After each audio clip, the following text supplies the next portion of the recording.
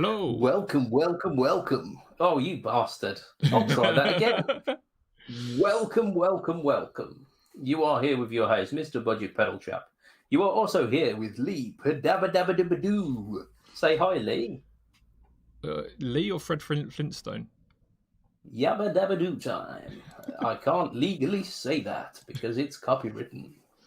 How are you, my man? You all good?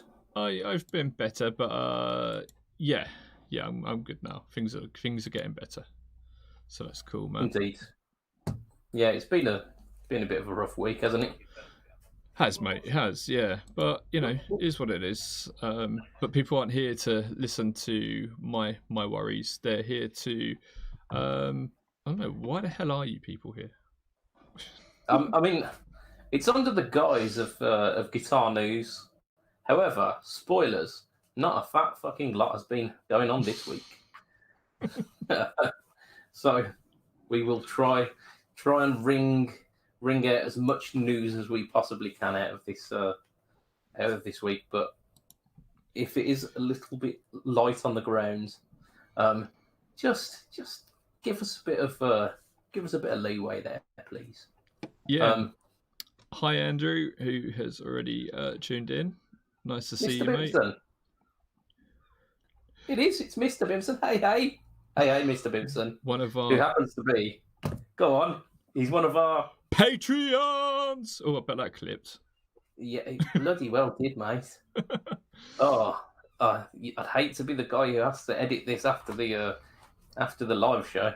Do you know what? You've got your autofocus stuff on your camera, so it keeps coming up with this little right angle line around your face.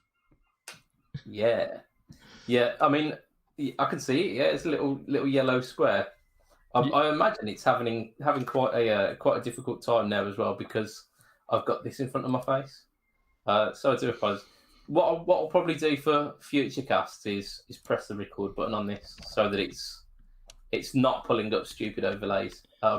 I did not do that this week, and it's probably too late to start. So, we are where we are. I'm just going to start sharing this up and around. Hi, Anthony Flisher, who is the guy who owns Folkestone Guitar Shop.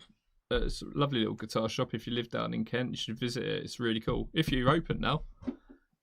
I happen to be following him on Facebook, and I don't live near Kent, but I still want to do a visit. Well, if you visit him, do not even think about not visiting me because I live about 10 minutes away. Oh, fair play. There we go. So that'll be future plans. That will. Yeah. I was planning on doing a trip down south this year with Mr. Yeomans, where we hit the guitar shops. But I don't think that's going to happen somehow this year. Something tells me. So I'm just currently sharing up the live stream in a few groups. If you guys watching would be so kind as to do the same, just to share the love, get more people watching, that would be absolutely lovely. Is that your face now? Said Mr. Tate. What? Which one? Me or? Well, I suppose. Yeah, my face is a yellow square. We've got Bimson rebuilding his board because he hasn't for a few weeks. He's only down to 17 pedals now. I am going to adjust your camera because you have slipped a little bit down in your seat. So you look really short. Oh, no. There we go. Oh, no. What's the matter? Mr. Flisher? Yeah? We have decided to close now completely. Oh, man. That sucks, man. I can understand it because it's a tough time. It really is a tough time. But that is some sad news. Stuart has lightened the mood a little bit by saying he'll visit Folkestone Guitar Shop, but not Lee. Oh man. What about Mr. Yeomans as well of Chev Tone Effects? He's visiting us. He's also one of our patronisers. And breaking news, I think 2 days ago, it might have even been yesterday, his website went live. Oh, did it? It did, yeah. I think it's chevtone.com. Pop it in the comments below, Mr. Yeomans. I think it's chevtone. In fact, actually, I've got it open in a tab because I may have been helping him out with this a little bit. Yeah, chevtone.com. So if you did want to buy a Chevtone guitar pedal, which I can attest they are pretty nice. Good evening, Mr. Nathan Tipton. Oh, Nathan. Howdy. Just thought to say hello as we were saying hello to people. Indeed. Right, do you want to get on with the show rather than just saying hello to people? Because, I mean, as lovely as that is, it will suck as a podcast later on. Yes, we certainly can. So, listen, guys, there's lots to cover today, but the first little bit of for a portion of the beginning, we want to just talk a little bit about the passing of a true artist that's affected us all. Personally, me in a big way. And what about yourself, Mr. Budget Pedal Chap? Has Mr. Peter Green had any sort of effect on you? Oh yeah, like massively. In terms of like musical output, I'd already formed a lot of my musical style by the time I got into the early Fleetwood Mac. But in terms of like guitar tone, there's so many of my guitars that have got phase switches on them, and that literally is down to both Peter Green and Brian May. So yeah, there you go. I can understand that. My Les Paul, which I've got here, I've done it so when it goes into the middle position, I don't have to pop it into an out phase thing by popping this. Just as without it coil tapped, it is already out of phase. So all I have to do is put it into the middle position, and then I get that Peter Green sound. Because I love it so much, it's just a lovely tone. It really is, yeah. It's such a world apart from like the normal humbucker tone because with the out of phase thing, it kind of scoops out a lot of that mid range, so it almost has the frequency range of like a Strat single coil, where you've like scoop all of that mid range out. You've got a load of kind of brightness at the top end. In fact, it shows off quite a lot of the bass as well, which is for me quite nice because humbuckers are usually difficult to get working around my tone because I usually set everything up for single coils. Yeah, I can hear that. It's there's a lot of really great guitarists out there that do use strats to great effect. You just got to look at Eric Clapton, for instance. It's a obvious one, and Hendrix, of course. But I love humbuckers. But getting back into Peter Green, it's not just his guitar. It was the songwriting and so very much the song that really didn't just make me fall in love with guitars. It made me fall in love with music. I remember we were in my dad's car. We were driving home from the beach one day. I was probably about 7 years old, maybe younger than that. And he was playing a new tape that he had because my dad was born in 42, so he loved all the 60s music. And then came Albatross, and I was just like, what is this? Albert who? Albatross. But yeah, it was. I was just absolutely blown away, and I was like, Dad, can we play that again? I remember he had one of these fancy tape players where you could actually go back and skip a song back, and it'd be like, and I think it just listened for the gaps or whatever, and just went back or whatever. But he put it on a couple of times for us. I was just like, this is just unbelievable. And I didn't even understand at that point that this was a guitar. I was just like, this song is just amazing. Yeah, it's ultimate chill, isn't it? The Albatross. Yeah, it's Marks and Spencer's, isn't it? Yeah, I mean, yeah, it's it's got its reputation as being the Marks and Sparks show, but there was quite a few as well. There was that Santana tune as well that followed it. Black Magic Woman. No. Like for the Marks and Spencers adverts. I think it was, the do do do do do do do do do do do do. I can't remember the tune's name. It's something. I was just gonna let you carry on. Something Latin American. Yeah, you know the one. Writing on a postcard. So apparently, Anthony Flisher, the website will still exist, but only selling parts and also manufacturing them too. So I mean, that's good. Cool. And let's have a chat. See what we can do. See if we can do a bit of promotion on Pedalboard to Doom for you, and see if we can help you out a little bit, mate. All right. See if we can sort some stuff out. Stuart, love you, man. He left a message saying Peter touched him. Oh man, I deleted that because I didn't want us to say that. I removed that comment already. The amount of administration I have to do around Stuart is just unreal. Stuart's we can only assume that he means emotionally and not in the kind of 70s entertainer kind of sense, a la Jimmy Savile. Which Peter Green was a 70s entertainer. Exactly. Oh, we shouldn't talk about that. It's very fresh. Far too soon. Too soon. Oh, Stuart, damn you. Bad man. So yeah, bad man. Bringing it back onto the actual kind of sensible, insensitive note of Peter Green. Yeah, I mean, there's so many wicked tunes. Like when someone asks you, "Oh, what's your favourite Fleetwood Mac tune?" My mind always goes back to the Peter Green era, because as good as some of the earlier kind of Buckingham Nicks Fleetwood Mac is, it's just Peter Green is just that next level, isn't it? Yeah, there's no, you can't deny at all. Sorry, I'm just removing another one of Stuart's comments. Let's see if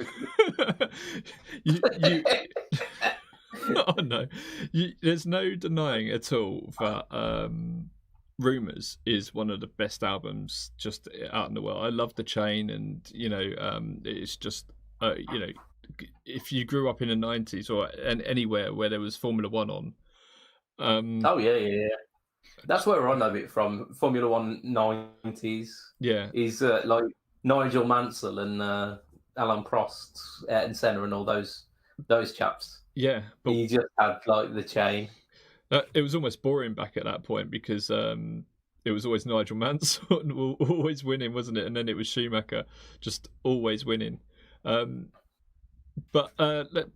you had that. But when you kind of grow up and then you realise that there was like two very vastly different versions of this band.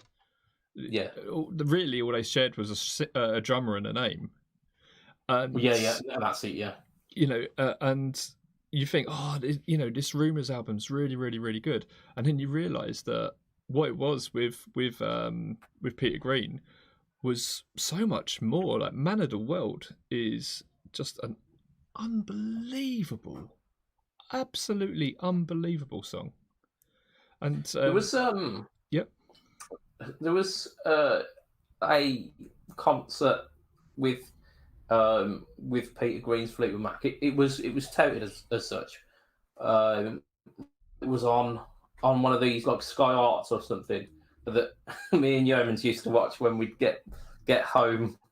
Like in my uni days, I'd go back to his, and we'd watch like music documentaries and stuff. And we watched that one of the nights, like this Peter Green Fleetwood Mac, where a lot of the performance was not Peter Green. He was on the stage, but it was this other chap, and basically a band who were not Fleetwood Mac playing Fleetwood Mac tunes. No, that's sad. It's sad. I mean, because I don't know if he's still played. Yeah, I mean, I assume that was the deal for quite a while. But the the kind of I think it was the penultimate song was "Man of the World," and for that it was an instrumental version, and Peter Green was just playing the vocal line um, rather than playing all the rest of the band stuff, and it was really good. Yeah, Yeah. that's the one. Can you hear the ice cream Yeah, van behind me as an accompaniment? there you go. You get the it's Lee's new band, Lee and the 99s. But yeah, we've got so that was a really really cool thing. Like the fact that like in his later years, like because Peter Green fully like wiped himself from the face of the planet for the longest time, and Bit like the guys from ABBA kind of thing. You know, it was I don't want anything to do with anyone anymore. You know, it's... well, so as far as I'm aware, in Germany, Peter Green took some pretty bad acid, and it really, really messed with his head. And from that point onwards, he like became recluse because it had damaged him so severely. I've heard similar sort of things about Clapton as well, but I don't know if that's accurate. It's just what I've heard around. Clapton, there was a documentary about Clapton on the BBC about 2 years ago, and Clapton went through. He's been addicted to everything pretty much. Our Clapton has. Our Clapton. You say as if it's a nice thing, you know. Oh, Clapton's been addicted to everything. Yeah. To be fair, like from the documentary, you can understand why. Like he had trouble with substances. His formative years, his growing up, was really really messed up. I'm not going to go into it too much because that documentary is still going to be out there. You can read about it. You can and we're talking about Peter Green today, aren't we? I'd like to say hi to Hank over on YouTube, watching us over there. You can catch us on YouTube. You can catch us on various different pages, groups on Facebook as well, and you can catch us with a butterfly net if we're flying around. Yeah, so Stuart's. I mean, he's persevering with the comments. I know it's like a battle. He's like just trying to distract me now. So he's backed up my theory about like he went off with some hippies in Germany to take a load of LSD, and that was the end of him and the band. So I was pretty sure that was how it was. And he's also mentioned Green Banalishi, which is an absolute banging tune. It's almost kind of proggy. Yeah, do you know one of the songs that I always play after whenever I pick up a guitar for the first time, it's always like a G chord, just to hear those strings run out, and then it's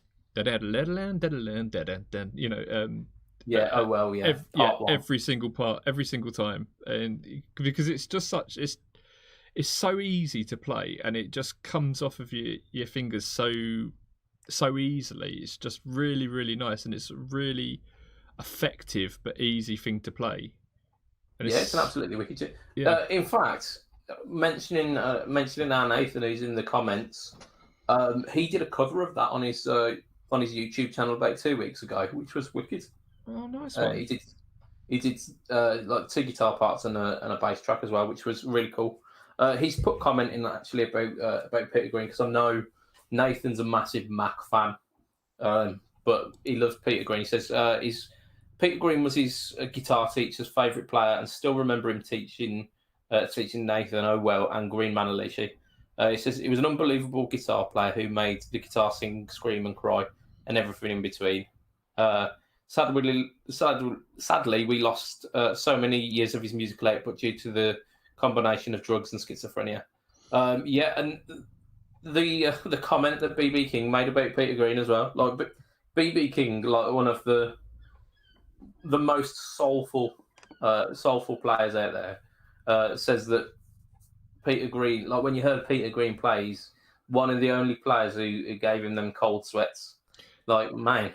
Yeah. Andrew Bimson said, "Man of the World makes me cry every time," and it's right. The feeling in those songs. The opening words are "Let me tell you about my life," and you're kind of like, hang on a minute, this isn't how like a rock song or whatever tends to start, especially from that sort of time. There's a lot of draws you in, doesn't it? The dynamics. Yeah. Oh my completely. God! On everything he plays, he was one of these first good players that I heard where he'll go from really screaming fast, not fast, but really screaming guitar. He didn't always just play the blues as well. He did play like the minor scale and whatnot in between as well, and then he'll just play a note that you can barely hear, and then a couple more, and you lean in, Yeah. Oh. Yeah, and it gives you that sense of you're leaning in to try and get all of those notes, and it brings your attention back into the song. I mean, we mentioned "Oh Well," and that is a masterclass of dynamics. Big, massive, like chunky riff, and then breaks down to just a vocal in a rock song as well. And then like you get towards "Oh Well" Part 2 as well, and it's almost like a minor version of Albatross, where it's like really calm and sedate, and really explores that kind of minor tonality. I've heard a few times that whenever he saw his guitar, whenever he saw Greenie, when Gary Moore and that had it, he would say, "That's not my guitar. That isn't my guitar," and it kind of just makes you wonder if it wasn't. If someone just managed to do a really good con job on these like people like Kirk Hammett and whatever. But yeah. Oh, Kirk Hammett. Like he posted up a tribute to Gary Moore. To Peter Green with the Greenie Moore Les Paul, but it was on like the side of like a balcony next to the sea. You're like, the fuck are you doing? I wondered what Stu just put. Anyway, Hammett needs to get that guitar away from the water. I've not seen this post. I quite like Hammett. I know he gets a lot of hate. I love Metallica. Big fan of them, and I don't think Hammett's as much of a moron as people make out. I think he knows what he's doing. He knows what that guitar's worth, and he knows what it's not just worth in value in terms of money. What it's worth in value in terms of to the. It's history that guitar is. That guitar is the history of like blues and rock. That is, it's experienced so many like recordings and live shows. That thing it's inherently tied with rock and roll history. Yeah. I just think how influential Gary Moore was. I was devastated when Gary Moore died. Absolutely devastated, because that guy was just he was in one of the arguably best rock bands / early metal bands ever. Obviously, Thin Lizzy, who we both really love, and absolutely. And then and then it's just done the rounds, isn't it? Loads of people have had this guitar. It's a bit like chlamydia, isn't it? Not quite sure that's how I'd put it. Crabs? Yeah, back in the 70s, it probably was. Okay, yeah, from the same couple of groupies who were doing the rounds. God, yeah. But different times. But yeah, it has. I mean, it's been in so many different hands on it, and it's been used for Metallica and Fleetwood Mac and for Gary Moore. I don't think he had it in Thin Lizzy, but no. But the guy, I don't know actually. I don't know when it changed hands. I don't know if it appeared on any of the things, because they were famous for using Les Pauls in Thin Lizzy, weren't they? So I don't know. That they were, yeah. From all of the promo stuff that I've seen with like from the Gary Moore era, because he only ever did 1.5 albums, I think. And he did the entire Black Rose album, which is, I mean, it's got Gary Moore all over that. But I think he features on some of the tracks in Bad Reputation as well. But on the cover of Bad Reputation is the three of them. It's Gorham. Oh, it's the four, isn't it? Gorham, Robertson, Linnett, and the drummer. The drummer. What's his name? What is his name? I can't remember. I've had very little sleep, so no, he weren't part of that album. He was part of Nightlife. Sorry, because it's Still in Love with You. He's on that one. Are you having a moment? I am. I'm having a bit of a Lizzie moment. It's been a while. Since I could hold my head up high. Right. So let's round this up. We want to say that Peter Green has been a massive influence on pretty much everyone, even if we haven't even heard him, in the industry. If you didn't know who he is, you know his songs. Yeah, well, even if you're not directly influenced by his stuff, the people who you're influenced by will definitely have been at some point. Yeah, like we say, I mean, Kirk Hammett's citing him as an influence, and like that's completely unexpected. Do you know who he cited as an influence? Green. Yeah, he cited Hank Marvin as an influence, and I suppose back then you would have, wouldn't you? Because he was he started his career at the age of 15, back in 1960 or something along those lines, 1963 or something along those lines. Be earlier than that, wouldn't it? Huh? The Shadows would be earlier than that. I would have thought they were. Yeah, but he would have grown up listening to them. Oh, you're talking about Green? Yeah, okay. Yeah. Okay, yeah. And Hank Marvin, he's recently, or I say recently, like past couple of decades, has risen to fame as a bit of rhyming slang for starving. So, I mean, he'll forever live on there, won't he? Starving Marvin, yeah. Oh dear. There was an advert, weren't there, for like it was like Dairy or like Cheese String or something like that, and then a kid was walking back home from school dressed as Hank Marvin. You've got to remember our demographic and the fact that so many of our listeners are in the US. They're not going to have a clue what you're talking about. We'll be lucky if they even know who Hank Marvin is. That's it, yeah. Hank Marvin of the Shadows, obviously, for everyone knows that. I don't even know what. Yeah, like slicked hair, bottle top glasses. Apache Shadow. Yeah. I fear to even mention Cliff Richards here because we've got Stuart in the comments, and he's going on about all kinds of things. He's gonna comment on that, isn't he? My mum was a massive, not a massive Cliff Richards fans, but she was one of the bands one of the singers, I should say, that she really liked. So we kind of grew up thinking that not Yellow Submarine is cool. That Summer Holiday was cool, and it was like, it was the absolute bollocks. Yeah, I'll tell you what though, that tune he did in the 70s, Devil Woman, that's an absolute banger. Yeah, but love that. Black Magic Woman's better. Oh yeah, Black Magic. But then like the Santana version is quite good as well. So yeah, they're kind of like, it's just like different drumming, isn't it? It's almost the same song, just different drums.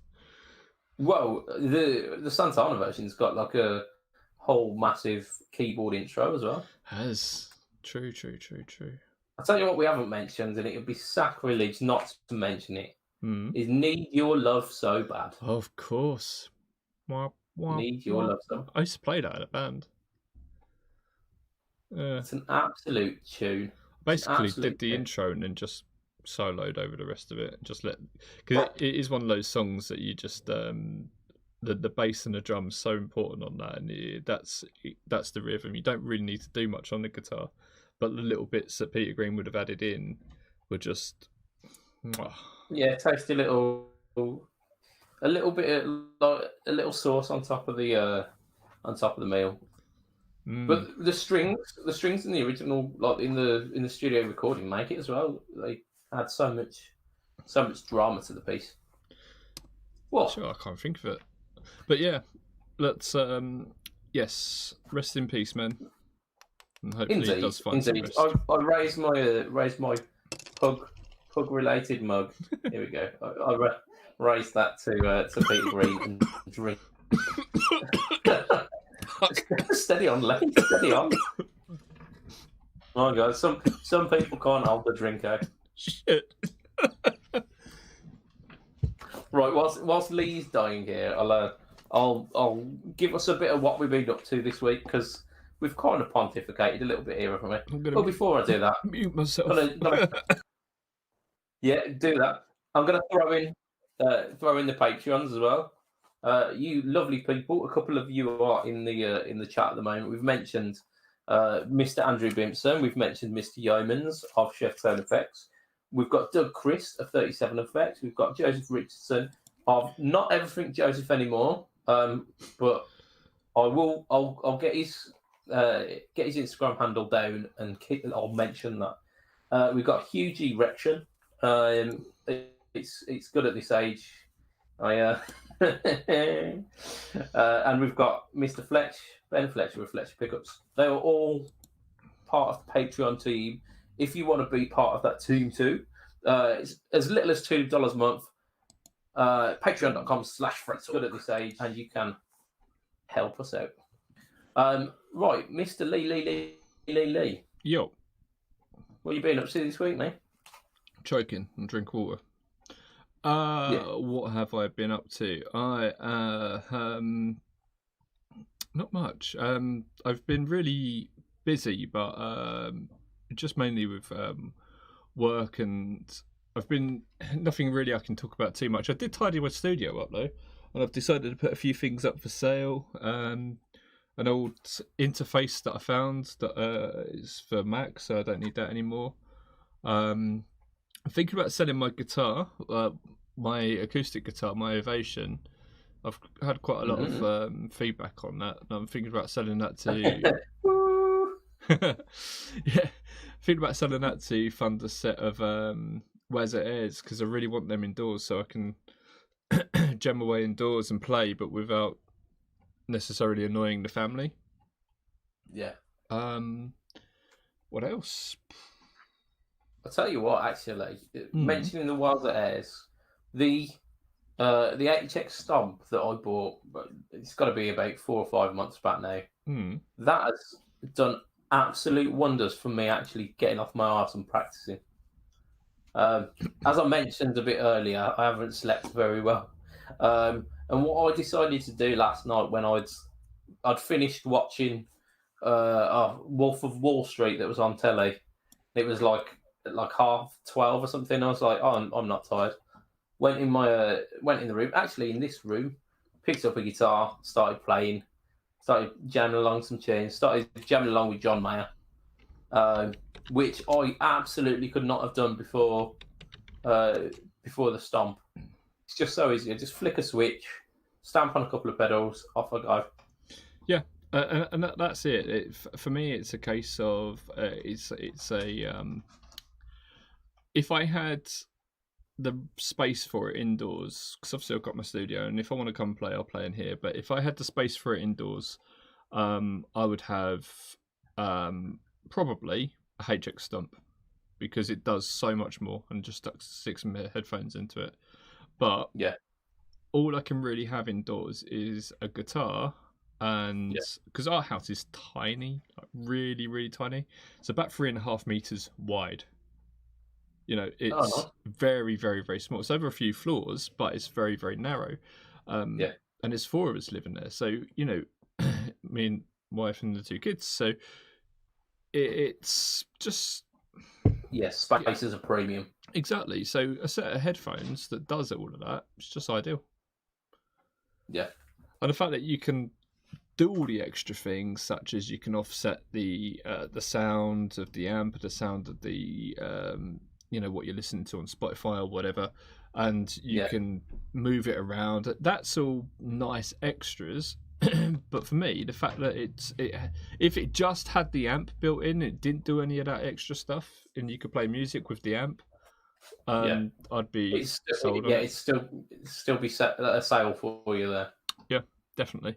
And like with the wireless as well, it's just makes sense. It's very, very sensible thing. I know people say it is a bit expensive, but do you know what? Oh yeah, no doubt they are, but I don't think they are. I don't think you can buy an amp, a practice amp, and a wireless kit at that quality, and a set of headphones for that much money. If you were to go and buy stuff that does all of what that does, you would spend a lot more money. You'd be spending upwards of £800 to £1,000. No, right? Yeah, so amplifier. Let's quickly tie it up, like, because the Waza Air is pretty much like a Katana built into some headphones. Okay, so you've got a lot of the things. So what's a Katana cost these days? Gonna have a look. Which Katana? Should we say the Katana? Just the smallest one, because we're using headphones anyway. How big is it? It's like a 112. Katana, so 1/12. It's Katana 50, isn't it? Because you got the 50 and the 100. Do they do a smaller than the 50? Don't think they do, no. Okay, so let's go for the 50. So that's go on. 250 from Gear for Music, from Peach £220. There you go, 220. Okay. Set of headphones. I've got a set of headphones here for like 25 quid, and they're lovely headphones. Get it to the same quality though, because they are decent headphones on there. And they're wireless as well, so they're wireless headphones. Okay, I don't know what a set of wireless headphones are going to cost you. Okay, so let's have a look. Wireless headphones. Cheapest pair I can see, and they're going to be crap, are 30 quid. But if you wanted a set around the same quality wireless headphones, I reckon you're going to be looking probably about 100 quid. That's fair? Okay, let's meet somewhere in the middle and make the maths a bit easier. Let's say 80 quid. Okay. So that's now brought us up to 300. Okay. Yeah, and a wireless on top of that. What's a wireless costing you? Let's have a look at how much the Boss wireless kit is, because that's what it is. Yeah. They're about 150, aren't they? Were they more than that? Yeah, 150 for the WL20s. So that takes us up to 450. That's what, 450. 450, and what else does it do? So that's about the price of the headphones, isn't it? Isn't there something else we've missed? I don't know, darling. I think there is, but I can't think of what it is. But... So that won't have the ability to like set up a Spotify playlist and just start playing.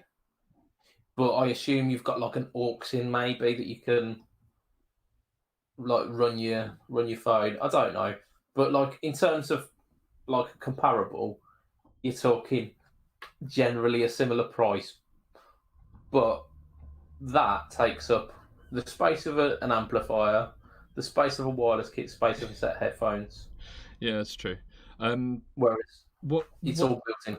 How much was the Line 6? The Line 6? The Stomp. What? That was 420.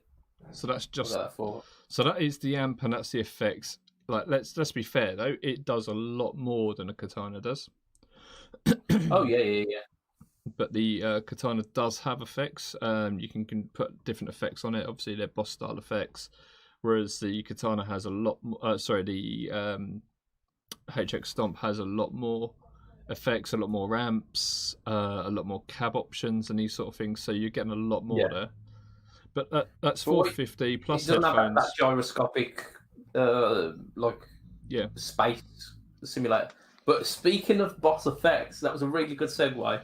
Speaking of boss effects, this week on the No Talk or Tone series over at the Budget Pedal Chap YouTube channel, this is what we talked about. So this, I think you might all know what this is. DS1, DS1, DS1. It is exactly that. If not, you will have owned one at one point. Right. So this is a Taiwan made one. So like really not all that impressive. It's just like your bog stand. I think Lee's gone off for a little look. Yeah, I've got one. He's having, Just having a look to see where it was made. Yeah, it's a Taiwan. What's your serial number? Serial number? What, this D4F4416? That one's very different. It's Z0E 1958. Oh, mine was made in 1958. Made in that. So anyone who knows anything about Boss pedals, you might be able to tell me that mine's an absolute hidden gem. But I had a chap on my Instagram when I posted it up. He says, "Oh, I've got a Japanese like one from the '70s, silver screw. Do you wanna borrow that and kind of AB them?" So I might be getting to see what the old ones are like. Have you got an SD one? Yes, I did that last week actually. Give me a sec. I've got a Japanese SD one. Well, now we're swinging our Boss penises here, I was just suggesting you could maybe AB them as well. Yeah, that's a Taiwanese SD one as well. I do apologise about all of the hair on the bottom of this one. This one is furnished with Velcro.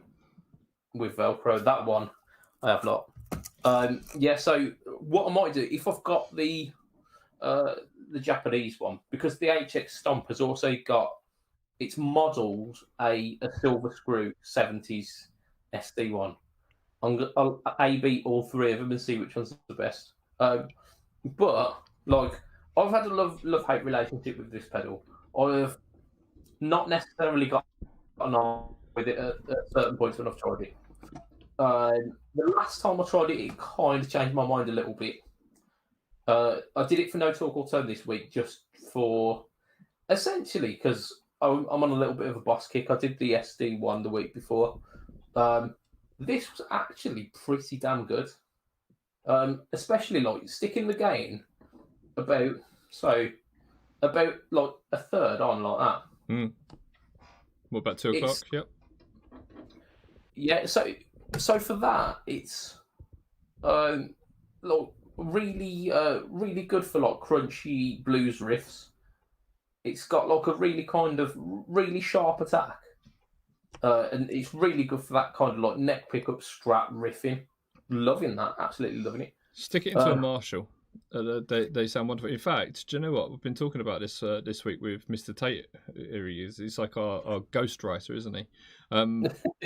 But he's picking up a DSL 50, DSL 200, 2000, same as mine, but the 50 watt version. Yeah, the JCM 2000. You mean? Yeah. Sorry. Yeah, JCM 2000, but the DSL, not the TSL. And supposed to be better in like the DSL rather than the TSL. Personally, I think it's a bit of a horses for courses. It's I was told in terms of reliability, like if you get a good TSL, they're all right. But I had a friend who had a TSL and had to take it back to Marshall twice because it had just burnt out certain components. There's a trick you can do with a TSL though. There's some sort of trick you can do with the effects loop.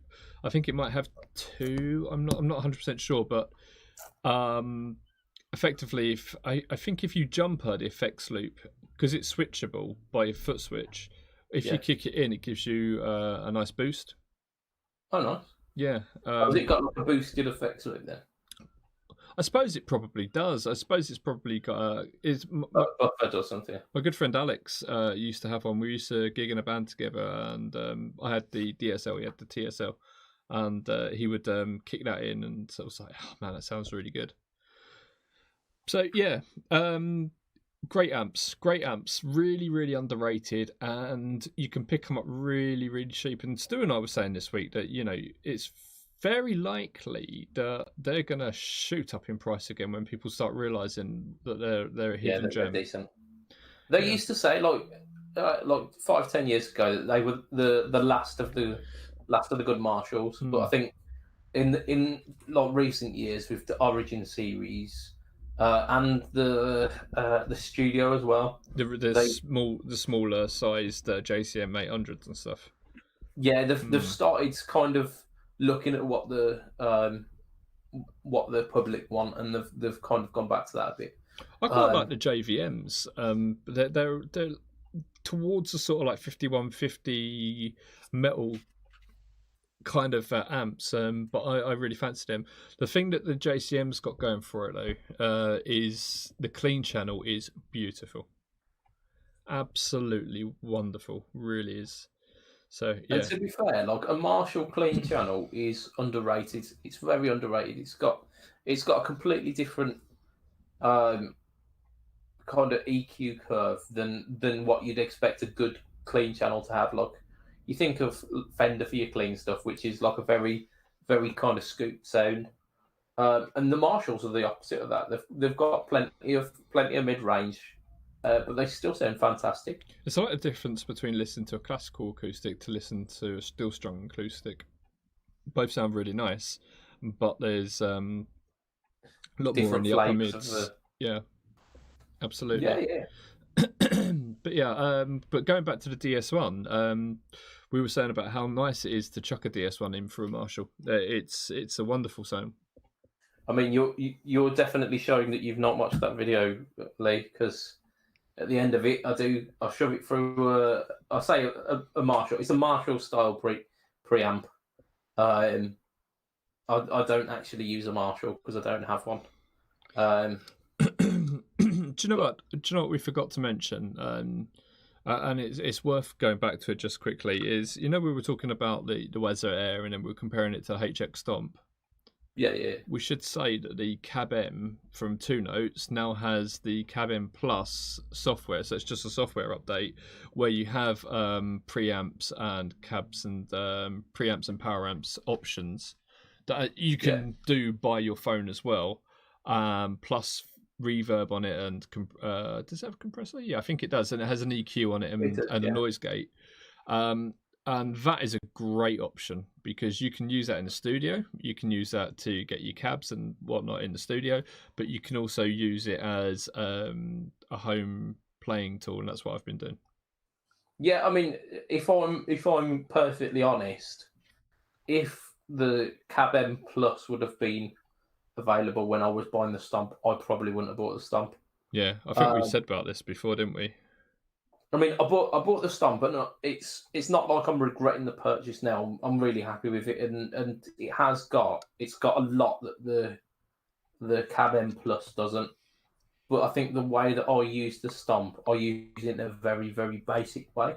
So I'm using it as a cab sim. I'm using it as a silent recording option, so that I can run pedals into it and do demos. And the Cab M works perfectly for that. That's what it's basically what it's there for.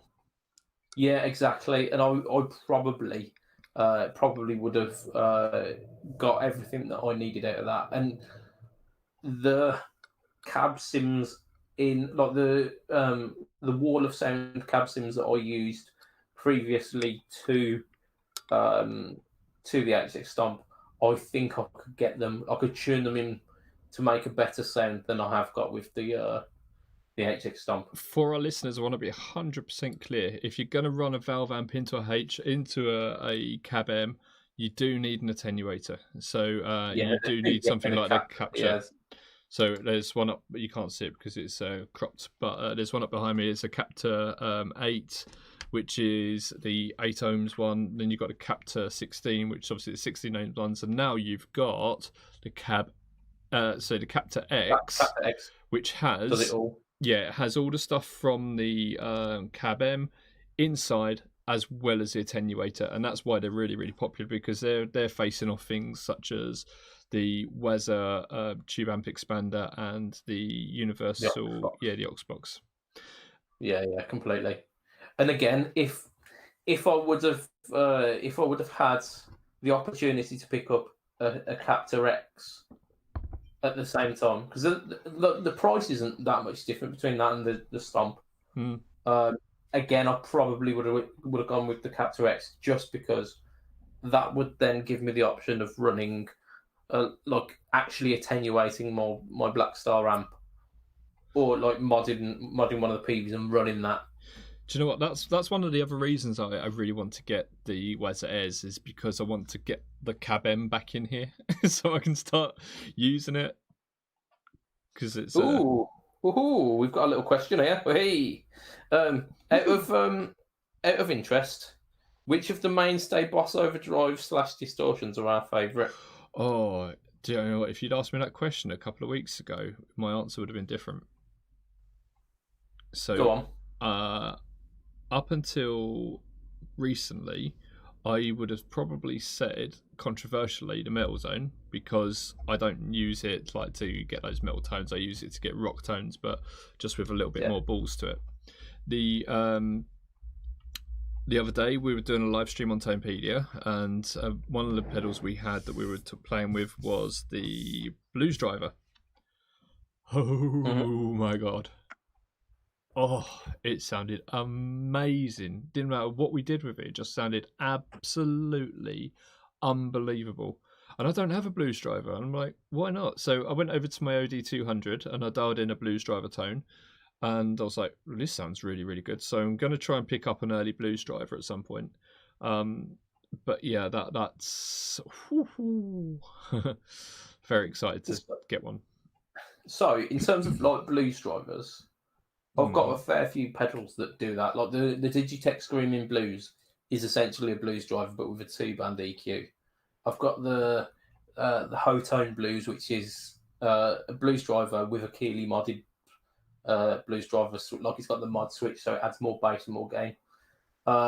Those I really love. When I played, because I owned a Boss Blues, just another like a Taiwanese one. I owned a Boss Blues driver for a little while, and really didn't get along with it. I thought the noise floor on it was ridiculous, and the tone stack was just too sensitive. It was either like too brittle at one end, or it was like mushy far too early, and there was a very small kind of window of like dialing in. However, I thought exactly the same for the DS1, and that's almost knocking the SD1 off the top spot for me. Yeah. If I'm kind of in between two, and I did a video about this on the Pedal Boards of Doom channel about the OD3 versus the SD1, and I think the OD3 has just picked it. So I think it changes as you grow as a player, doesn't it? Like you kind of learn more about yourself and your own playing, and you learn more about pedals and how to use them. If we were going for just overdrive, like a lighter style overdrive as opposed to what we would generally refer to as a distortion, then I'd go for a clon style, because I really like where the clons push. But out of Boss pedals, it'd definitely be the BD2. What about yourself? What would you choose? Like I said, OD3, I think, but mine's a modded one. I got Simon from JSA to mod it. It was really good before, because it kind of sits between the SD1 and the BD2, so it's like a little bit more toppy, but it's got a bit of the thick mid range as well. But now it's modded by not modded by GSA. It's just better. We've got another question from the chat, actually. Yep. Right, Bimpson is saying, if you were putting Univibe Chorus and Phaser before your gain, which order would you go? Dole Office. So I'd not put all of those before my gain. I'd put the Univibe before my gain. It depends what gain. I might put the Phaser before my gain. I definitely wouldn't put Chorus before my gain. I would probably say, Andrew, if you just put your address in there, we'll send the doctors round in a minute and see what they can do for you. No, don't do it. Don't do it. Why? What are you up to? What is the purpose of this? Give us more information. Although we are almost up at time, in but terms yeah. of signal chain. So, like, if you put in modulation before gain, it becomes a lot less pronounced. And I'm thinking he's saying that he wants those modulations, but the less pronounced version. He wants the gain to do the tonal shaping rather than the modulation. And I'd absolutely hands down say, yeah, phaser sounds really good before. Phaser sounds good before or after. Univibe. He has another definitely before. He has another chorus after, so that doesn't. Does this make you less crazy? Okay. Well, let's look at the order of the chorus, the Univibe, and the phaser, because that makes sense. I'd say chorus first, then phaser and Univibe are so similar. I'd probably go. Doesn't matter. Actually, it doesn't really matter. Yeah, like in terms of them, like I don't think I'd ever switch them on at the same time, so it doesn't really matter which one's first. Chorus into phaser though. Chorus into phaser. But actually, do you know what? If you put the phaser into the chorus, it will chorus differently depending on how it's going in there. That would be quite an. I want to hear that now. But after he called you crazy as well. Well, no, I'm still not putting it in front of drive, am I? I tell you what, though, I know people do put vibes in front of choruses, in front of drives, in order to get a sort of a Hendrixy sort of sound. Yeah. I mean, that's the thing, isn't it? Because Hendrix was running everything into a roaring amp, so you could almost certainly say that all of his pedals were pre a gain stage. Why don't we say this? Why don't we say chorus into Univibe into drive, and then go and put your phaser on the other side in front of your other chorus and see what happens. Because you don't need the phaser and the Univibe in front of your drives, do you? I don't know. Experiment. That's all I can put out there. I'd say experiment with it. If you like the sound of it, it ain't wrong. Yeah, but we can't. If someone asks us a question, we can't say, "I'll go and experiment."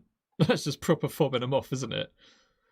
I think you'll find that is exactly what that pedal show do, and they've got a few more viewers than us. So maybe we care more. Wow! Did he just go there? Right, we're coming close to the hour. We haven't done any of the news, which it's quite nice because I was worried we wouldn't have a lot of news. However, one of these newses are time sensitive, so I'd like to just throw it in here. Yeah, sounds good. That's all right, and that'll be our last one. Right, so it kind of comes with an apology as well. Earlier on this week, in fact, it was kind of like Thursday, Friday-ish time. We don't have to talk about the details so much, do we? What do you reckon? Yeah, well, I'm just saying, like, I posted up a post. It was on my Instagram story, which I'm a little bit not proud of. And it's not necessarily to do with the content as it is to do with the kind of the situation. So there was a company essentially spreading a little bit of hate this week. And another company spreading a little bit of hate. Yeah. I mean, it's like certain events of the past kind of months has really brought out some people's characteristics, and it's happened with another company, and unfortunately I took the bait a little bit, and the kind of the hate and the spite and the malice behind these things are like fire. And all that you do when you react to that is you give oxygen to that fire. And it just, even if you think that it's the right thing to do to be standing up to that kind of thought process and that kind of that negativity, it's giving oxygen to that person. and it just makes that thing spread. And I'd like to apologise for being part of that, unfortunately. So I'm saying I don't necessarily regret the message that I convey with my post, but I apologise for being part of the negativity.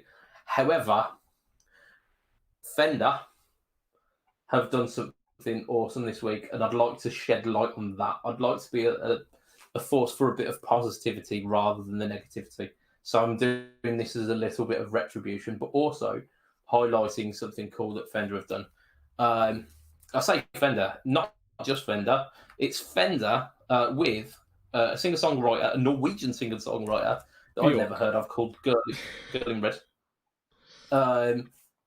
They teamed up and they've done a Rainbow Finish Player Series Telecaster, which it looks pretty cool.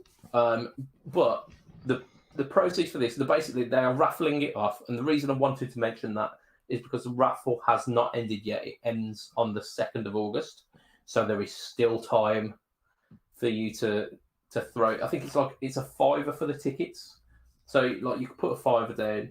All of the proceeds from this go to the Kaleidoscope Trust, which is an LGBTQ plus foundation.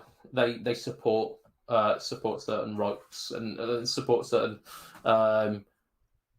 events based around the LGBTQ community. It's not something that I know vast details about, but I think it's really cool from Fender that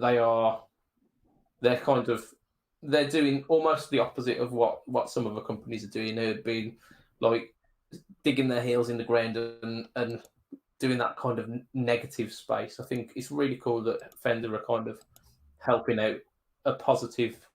It's not a positive thing, and at the end of the day, it's a raffle for a $5. You could win yourself a Telecaster. So, well, hey, just fine. Have you seen this telly, by the way? I haven't. No.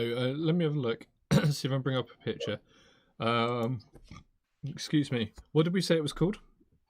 It's the Rainbow. So it's a Player Series Rainbow Telecaster. It's for the Kaleidoscope Foundation. This is Lee. He is doing some Googling, motherfucking Googling. Googling. Oh wow. There you go. See, it's pretty nicely done, isn't it? Yeah, I'd buy that. That looks awesome. Oh, my daughter would love that. Yeah, to be fair, my missus thought it was really cool as well. Yeah. She's massive into the whole LGBTQ rights and very much being an ally for LGBTQ community. Cool. And she loves rainbows, so it was a win-win-win. It's been looks like it's been painted by the Les from Norwegian who's done it. It's I was about to read off what colours it is, but then it's a rainbow, so you probably already know. And it looks unbelievable. So you've got your rainbows starting from the top of the guitar at the red, going to the purple at the bottom. Chosen really lovely shades of it as well. That purple is very similar to like the Danish peat purple, and you've got like a white scratch plate on it and the traditional lipstick humbucker at the neck, with an uncovered humbucker. Sorry, did I say humbucker? Pickup. You did say humbucker. Yeah. So to save anyone else some googling, Nathan's put it in the chat over in Pedalboards of Doom. Well done, Sunshine. So he's posted up to the raffle itself. So if you do want to throw a $5 that way in hopes to win a Telecaster and just kind of show support to yeah, and what a great way to say up yours to all these muppets that are coming out and saying all these stupid things about people they don't even know, than to give a $5 to a good cause. Yeah, and there's exactly that, isn't it? And I think that's a perfect place to end us for this week. We're just 15 minutes over the hour mark, but in terms of recording, we're probably just at the hour. So that's lovely. 5 minutes just over the hour mark. Did you say 15? Well, I've got on this clock here that it's 15:15, but okay. That might not be right. Cool. Okay, right, yes. So, do you want to do the outro? I do, yeah. I'll mention our Patreon peeps once again. So, as little as $2 a month, you can be part of the Fret Talk crew. It is patreon.com/Fret Talk. We've got Bimpson, Mr. Andrew Bimpson, who's been in the chat today. We've got Adam Yeomans of Chef Tone Effects. We've got Doug Christ of 37 Effects. We've got Joseph Richardson on Instagram. I'll link him. I'll put him in the show notes because he's changed from everything Joseph recently, and I don't know. We covered that. No, that's I think we've covered that over the last few weeks. I think people, hopefully, that if you don't know that already, then it's your fault for not listening to the other ones, and we will hunt you down. Yes. Okay. A bit extreme. We've got huge erection. We do not own one penis. We've got